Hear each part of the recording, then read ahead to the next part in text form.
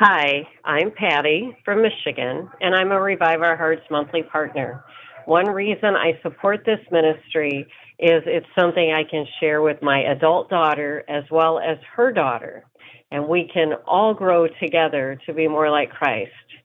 I'm so thankful that it was actually my daughter who introduced me to Revive Our Hearts 10 years ago. Enjoy today's episode of Revive Our Hearts, brought to you in part by the monthly partner team. The believer's life after death will be incredibly wonderful. Here's Robert Wolgemuth. Our most amazing fantasy about what heaven would be like.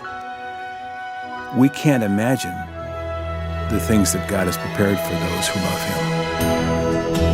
This is the Revive Our Hearts podcast for March 1st, 2023. I'm Dana Gresh. Our host, Nancy DeMoss Wolgemuth, is the wife of our guest today.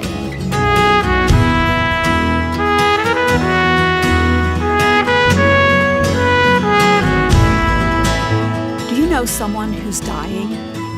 That's sort of a trick question because, in a sense, all of us are in the process of dying. But perhaps you've just heard about someone with a terminal diagnosis, someone whose days on this side of heaven are drawing to a close. Not long ago, I received some hard news about a couple who are longtime friends of Robert's and mine. The wife is legally blind, and her husband has been her eyes for many years. It's been a sweet thing over the years to be sitting in church and see Ron walking in with Jane holding his arm. He leads her and cares for her. And then in December, Ron was diagnosed with stage 4 pancreatic cancer. He's been undergoing chemotherapy, hoping to buy some time before he's with the Lord. Maybe you know someone with a similar story, or maybe you're going through something like that yourself. If so, I hope today's program will be a huge encouragement to you or whoever you may share it with. Recently, Dana Gresh sat down with my sweet husband to talk about the issue of death and dying. It's the subject of a new book that Robert has written that will be released in the next few days. It's called Finish Line. Now, maybe you're thinking, well, as far as I know, I'm not anywhere close to the finish line. Well, as you'll realize over the next few moments, it's something that we all need to be thinking about. Let's listen.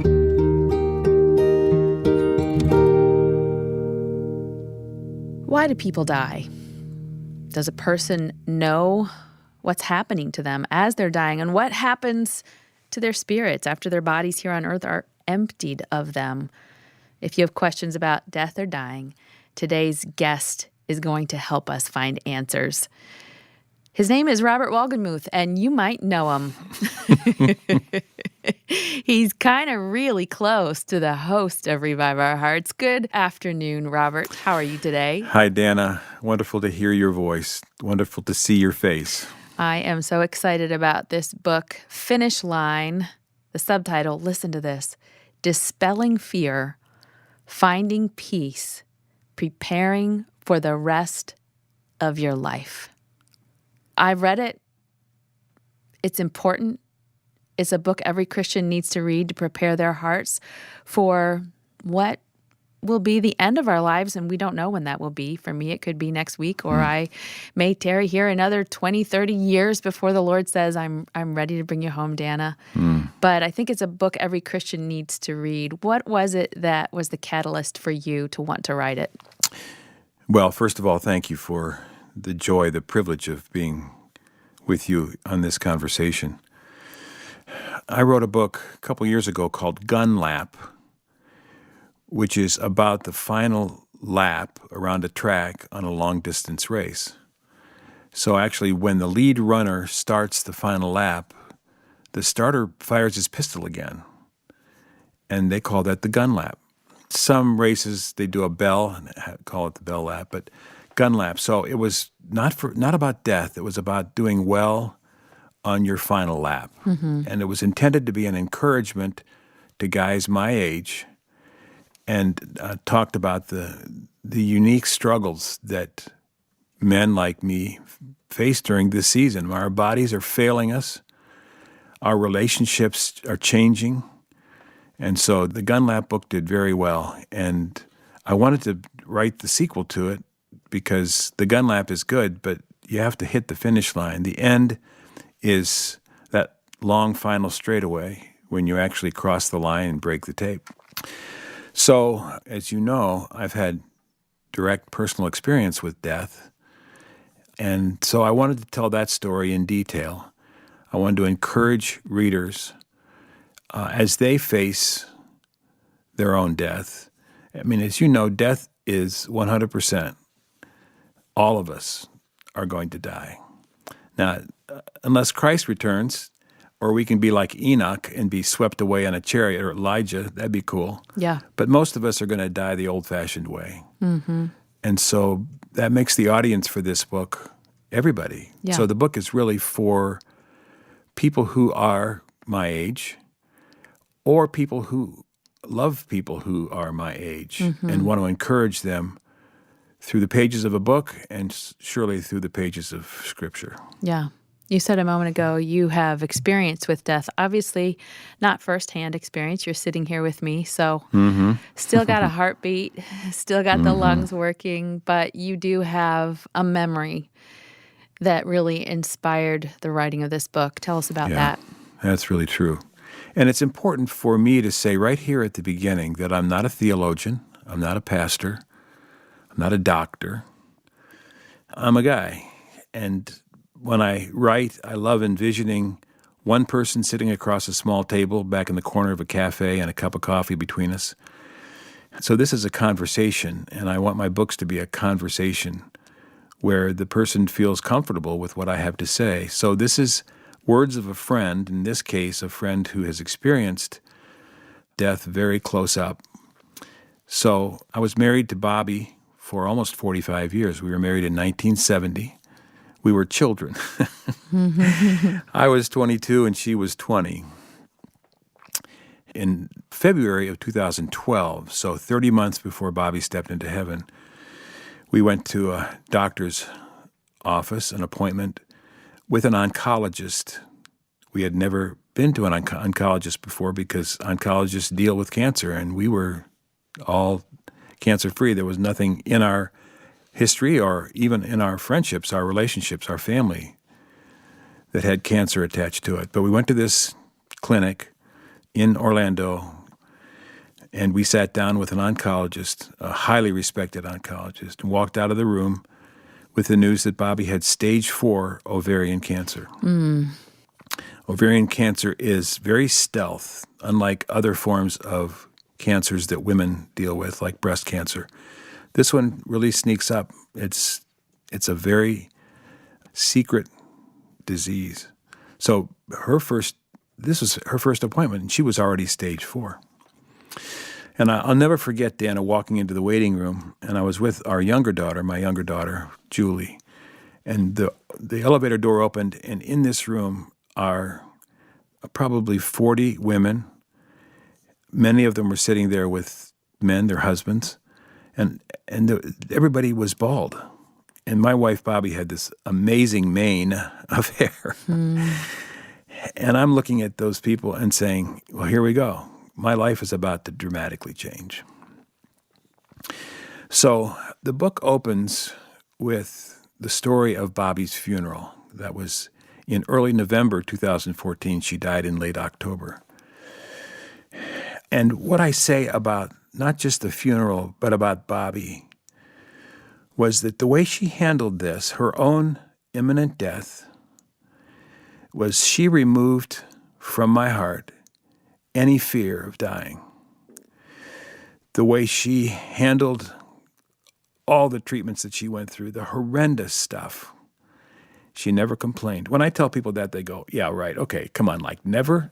I'm going to tell you, between us and God as our witness, she never complained. She went through a clinical trial that rendered her totally in pain, uncomfortable. It was the middle of the summer, and she's in bed with a knit cap and blankets all over because she's freezing to death, right? So, but she never complained. She showed me and her friends how to do this with grace. So I wanted to put in writing what Bobby did that was amazing, but also encourage myself as the writer, but then the reader, that this is something that we can do. We can face this with grace. We can face this with confidence. The Lord knows what he's doing. In fact, when Bobby was diagnosed, my daughters and I, the very afternoon we got the news, we decided this was a surprise to us, but it wasn't a surprise to God. He knows exactly what he's doing. We're not afraid. We're not angry. We're treating this as a gift, which by definition, a gift is something you don't expect or deserve, right? So this is a gift.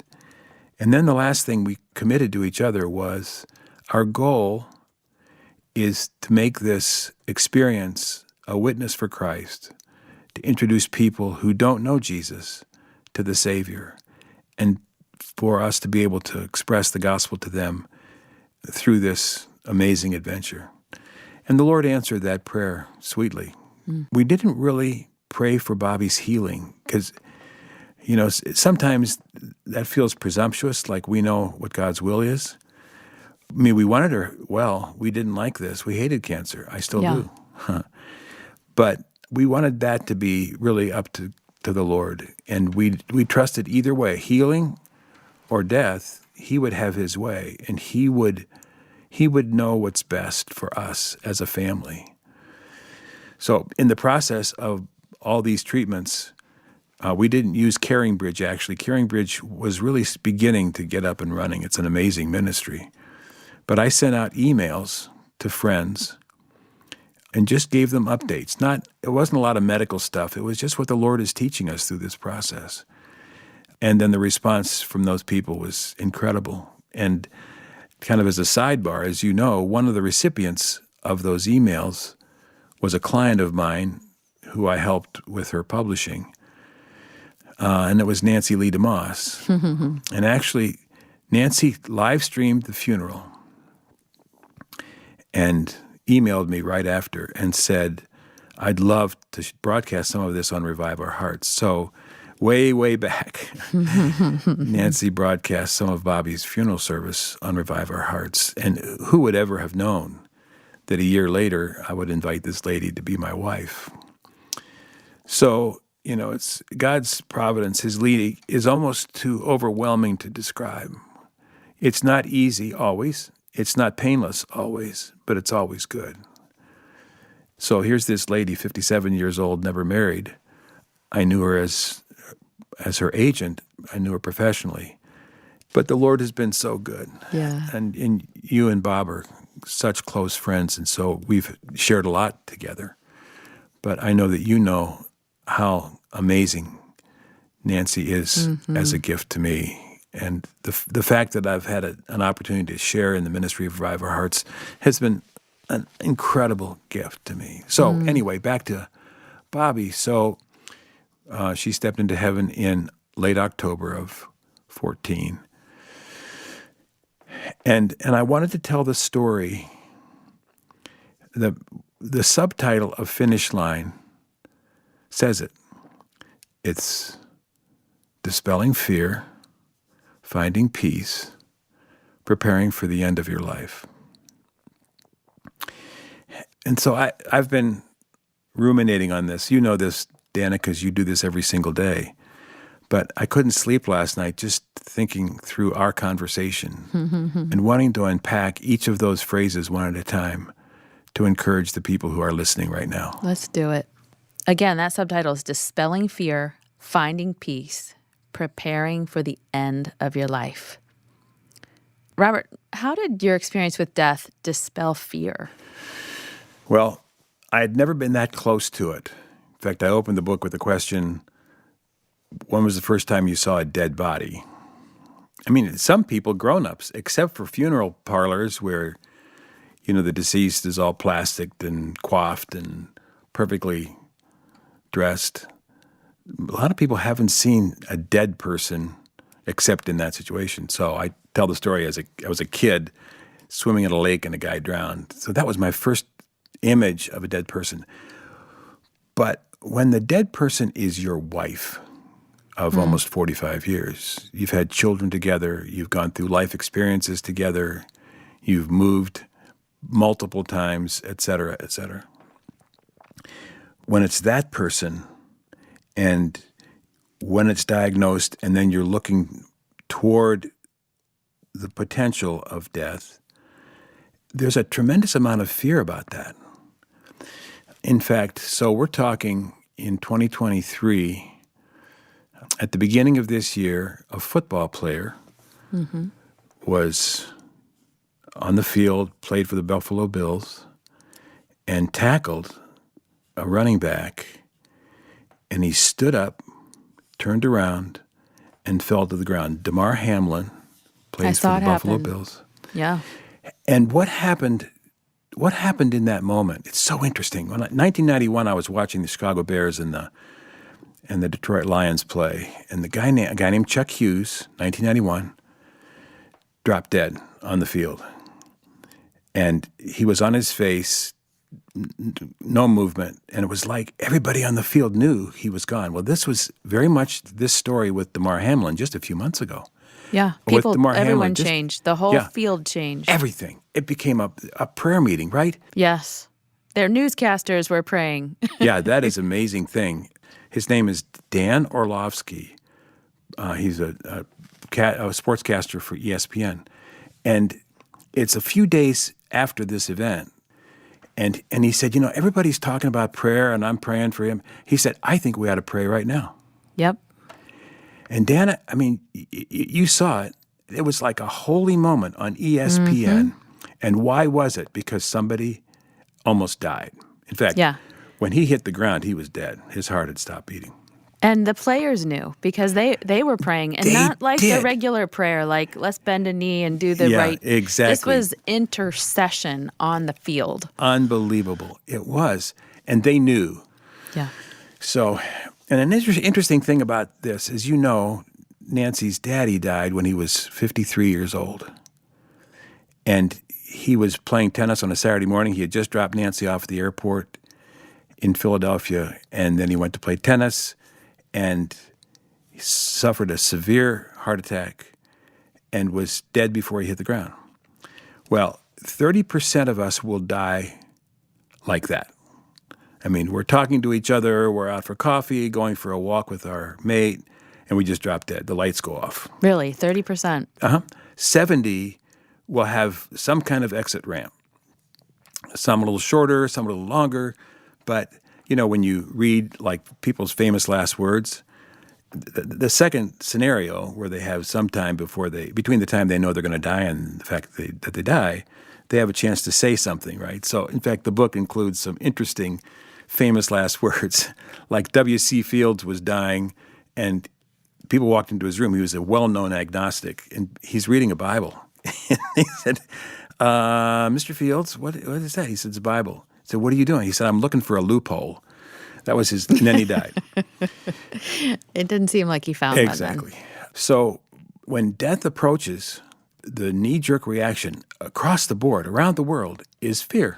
In fact, COVID-19, what was going on around the world? Fear. Why? Fear of what? Fear of dying.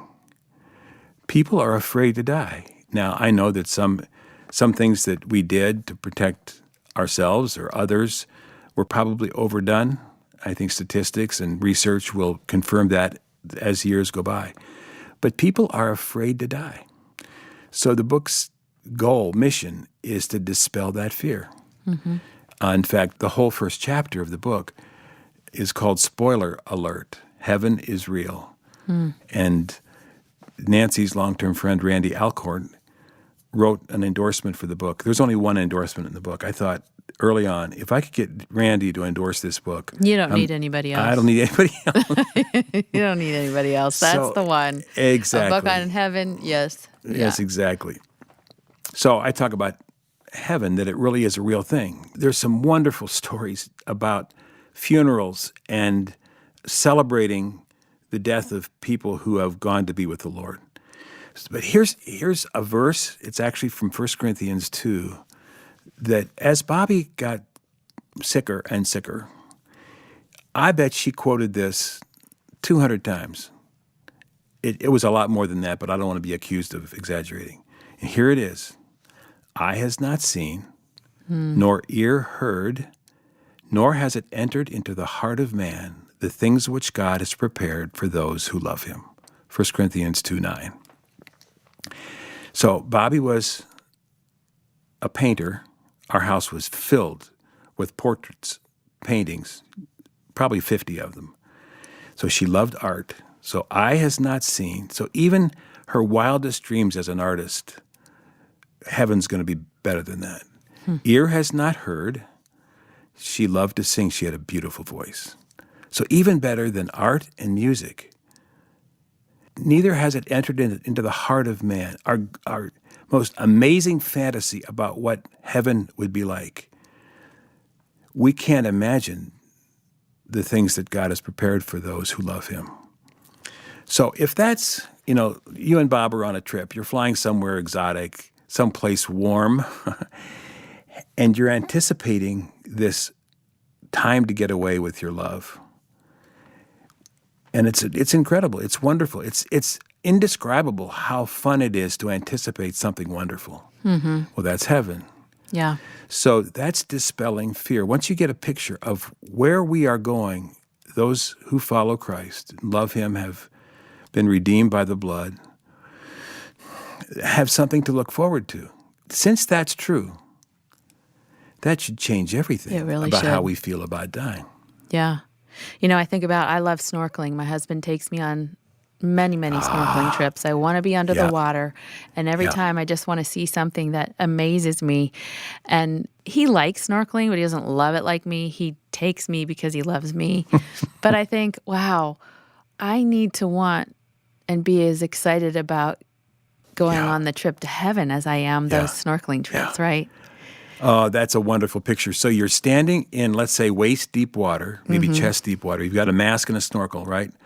And you're looking out over the top of the water, and it just looks like water, right? That's all you see. But you put your face, as soon as your mask breaks the surface of the water and you're looking under, that's what you're talking about right now. Yeah. It's like, wow, there's a whole world that I couldn't have imagined. And here it is, right in front of me. Yeah, That's a great exactly. word picture. I love that, Dana. Well, you know what? Tomorrow, I wonder if you come back and whet our appetite for that trip by helping us build a vision of heaven. But, I've been reading your book and I've been looking at all kinds of things stories, as you say, that give me peace about death and dying, make me excited about heaven. And one of the things I've thought, Robert, is you're talking about dispelling fear. You mentioned moments ago that your wife made the process easier by not being fearful herself. Well, I would say, based on what I'm reading here in your book, and I hope you'll indulge me to read a paragraph or two here, that she not only gave you the gift of dispelling your fear by not being fearful, but by loving you. That her love, I think of the Bible verse where we're told perfect love casts out fear. Of course, only perfect love comes from Jesus and Jesus alone. God is the source of it. But as it flows through us, we become fearless. We become peace-filled. And I don't know, can I just read? Oh. Is it okay if I just read these last few moments you had with Bobby? Sure. My daughters, Missy and Julie, were sitting with me next to Bobby's rented hospital bed, plunked down in the middle of our living room in October 2014. Enid, our faithful hospice nurse, was also there. She'd come by the house only 15 or so minutes earlier. Enid had taken Bobby's blood pressure. It was very low. She then tried to take Bobby's pulse with her thumb on the back side of her wrist. At first, Enid told us it was faint. Then she told us there was none. Incredibly, we knew this because Bobby had asked her. "You don't feel a pulse, do you?" Bobby queried. "No, Miss Bobby, I don't." Bobby asked for the head end of her hospital bed to be lowered so the whole thing would be flat. I was sitting in the chair right next to her. Then she reached out, took me by the shirt with both hands, drew my face within a couple of inches of hers, and said, "I love you so much." As clearly as she had said it nearly 5 decades before when we fell in love. She closed her eyes and died. Well, that's the way it happened. And Missy and Julie were there, my daughters. They were at the foot of the bed. And they said to Enid, our nurse, "Is she dead?" And Enid put her hand on Bobby's chest and said, "Yes, she's not breathing. She's gone." It was really interesting. You know, we had been on this journey for 30 months, so it wasn't a surprise. And we had resolved that this moment's going to happen, of course. But there was no emotion. I mean, that's the best I can describe it. It was like, okay, we knew this train was coming, and so it's here. Now, the tears followed. The next day, for example, I walked out to the cemetery, which was very close to my home. There was a huge pile of flowers on the place where the grave was. And there I cried. But in the moment of Bobby actually stepping into heaven, it was like, well, it was peace. So, dispelling fear, finding peace.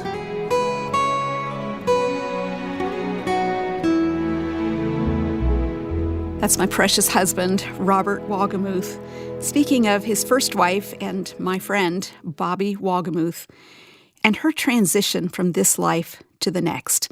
Just last night, Robert and I were talking about that moment again, and it was a sweet thing to hear him affirm that Bobby had no fear of death, and that as a result, Robert has been able to experience great peace as he thinks about his own death, whenever that may be in God's time. Robert's new book is called Finish Line, and it will be officially released next week.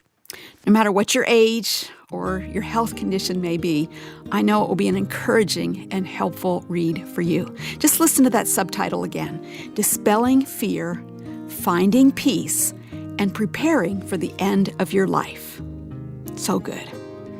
Facing death can be scary, but in light of God's promises, it doesn't have to be. Finish Line has practical and biblical help on topics such as finances, blessing those you're leaving behind, end-of-life choices, and heaven. You can approach your own finish line, however close or far off it may be, with hope, with joy, and with peace. We'll be glad to send you a copy of Robert's book, Finish Line, as our way of saying thank you for your gift of any amount to support the outreaches of Revive Our Hearts. Be sure and request it when you make your donation. To make your gift, visit us at reviveourhearts.com or call us at 1-800-569-5959. Again, that's 1-800-569-5959. Now today, Robert and Dana talked about dispelling fear as we think about death. Tomorrow they'll be back to point us toward finding peace and preparing for the end of our lives. So please be back for Revive Our Hearts.